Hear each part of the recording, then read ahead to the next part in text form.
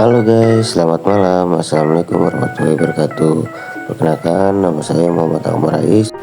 Di sini saya akan menjelaskan teori konsumsi dan teori produksi. Teori konsumsi adalah bagian dari ekonomi mikro yang mempelajari bagaimana konsumen membuat keputusan terkait pengeluaran dan konsumsi barang dan jasa. Teori ini berfokus pada bagaimana konsumen memaksimalkan utilitas atau kepuasan mereka berdasarkan pendapat yang dimiliki. Berikut beberapa konsep kunci dalam teori konsumsi. Yang pertama itu adalah preferensi. Preferensi adalah pilihan dimiliki konsumen atas berbagai barang dan jasa.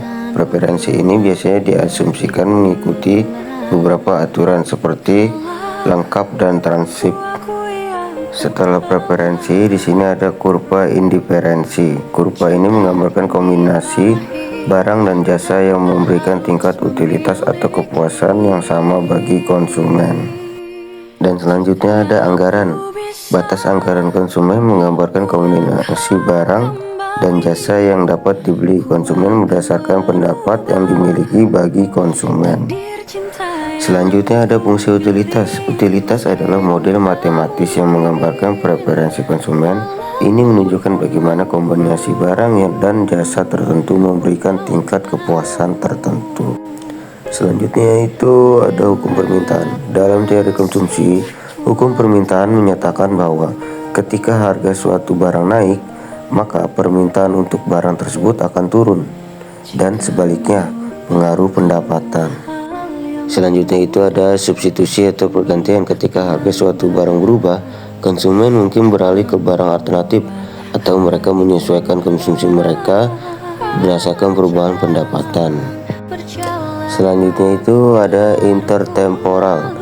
Teori konsumsi juga mencakup bagaimana konsumen membuat keputusan konsumsi untuk jangka waktu yang berbeda, seperti menyimpan uang untuk konsumsi di masa depan. Nah, setelah itu kita masuk kepada teori produksi. Apa sih teori produksi itu? Itu adalah salah satu konsep ekonomi yang penting dan digunakan untuk menganalisis bagaimana perusahaan memproduksi barang dan jasa dengan menggunakan input yang tersedia. Nah, yang pertama itu ada fungsi produksi.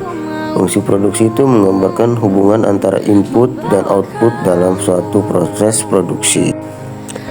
Nah, selanjutnya setelah fungsi produksi, di dalam teori produksi itu ada produktivitas. Mengukur efisiensi produksi baik dalam hal produktivitas tenaga kerja ataupun produktivitas total faktor produksi. Nah, setelah ada produktivitas, selanjutnya itu ada biaya produksi. Nah, biaya produksi ini terdiri dari biaya tetap dan biaya variabel. Biaya total produksi adalah penjumlahan dari biaya tetap dan variabel.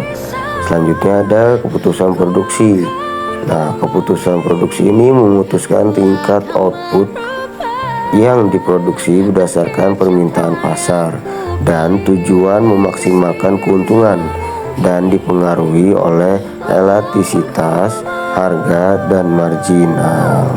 Dan selanjutnya itu ada hubungan antara konsumsi dan produksi. Yang pertama itu permintaan berasal dari konsumen yang memilih kombinasi barang atau jasa sesuai preferensi dan anggaran mereka. Yang kedua itu penawaran berasal dari produsen yang memproduksi barang atau jasa sesuai dengan fungsi produksi dan biaya produksi mereka. Selanjutnya ada keseimbangan pasar. Terjadi ketika permintaan konsumen terhadap barang atau jasa sebanding dengan penawaran produsen. Selanjutnya, harga keseimbangan tercapai ketika kuantitas permintaan sama dengan kuantitas penawaran. Teori ini berfokus pada bagaimana konsumen memaksimalkan utilitas atau kepuasan mereka berdasarkan pendapat yang dimiliki. Sekian dan terima kasih. Mohon maaf bila ada salah-salah kata. Baik itu banyak atau sedikit, mohon dimaafkan karena manusia tidak luput dari kesalahan. Bye-bye, see you guys.